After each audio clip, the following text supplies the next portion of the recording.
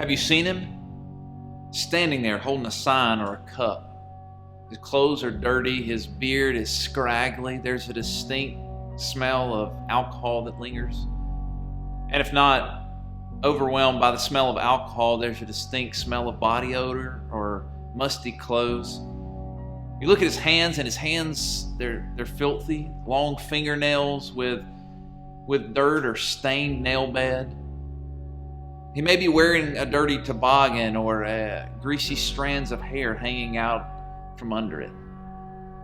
If you get close to him, he may say something like, "Do you have some spare change? I'm hungry," or "I need gas money," or I just had a surgery," or "I just lost my job." Have you heard this? You know this man. You've seen him. Maybe you've talked to him. Maybe avoided him. Maybe you gave him a buck, or maybe you bought him lunch. And you feel sorry for him. And maybe you feel frustrated or disgusted by him or the decisions that he's made to get himself into this position. And if he really was poor and needed help, he wouldn't smoke that cigarette and you wouldn't be wasting the money that you had on alcohol. Really, what's wrong with him? Get a job. There are jobs everywhere right now. You should be able to find a job. If you just trim that nasty beard and wash your hair and get a little deodorant and change your clothes, you could easily get a job. Just quit being lazy. Have you had these thoughts before? The reason I can come up with these so easily is that at some point or another, I have. I'm not always proud of those thoughts that I've had, but if I'm truthful, I confess I've had those thoughts. Have someone in your group read James 2, 1 through 26. Have someone else retell that in their own words after reading. After reading this chapter, what hits you?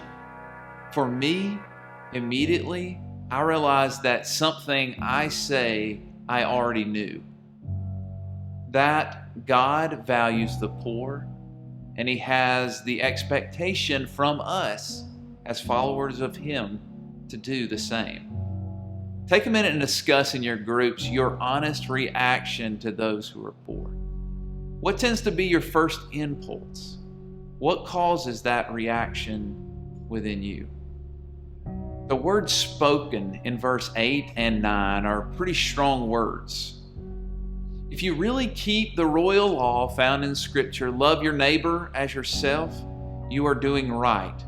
But if you show favoritism, you sin and are convicted by the law as a lawbreaker.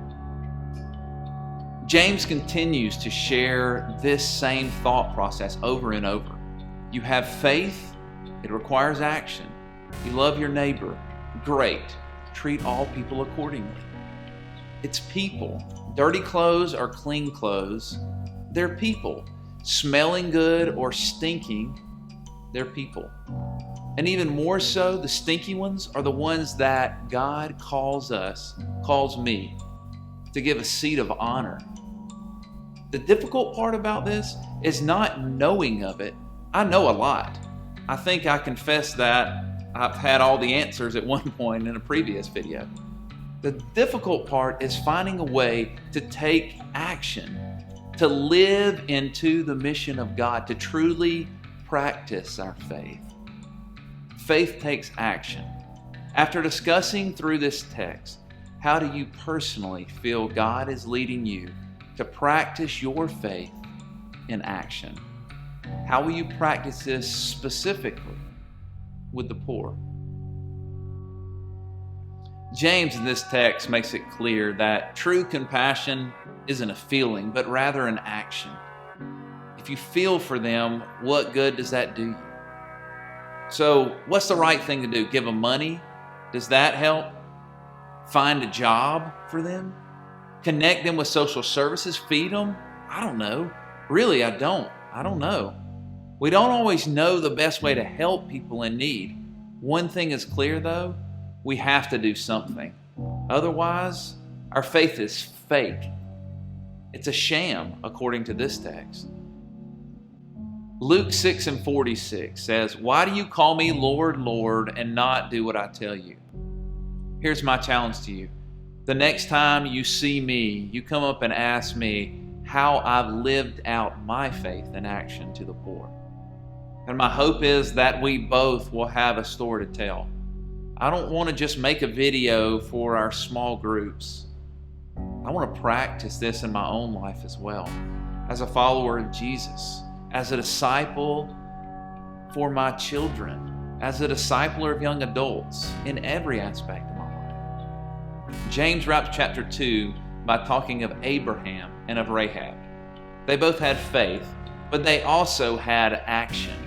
Action that could have even taken of Abraham's child. Or in Rahab's case, action that could have even cost her her own life. So I guess the question is, what does our faith look like when it turns into action?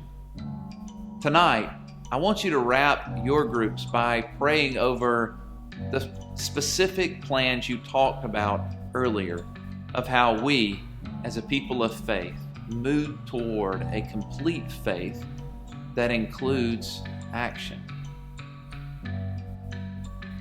And end with this one question: what now?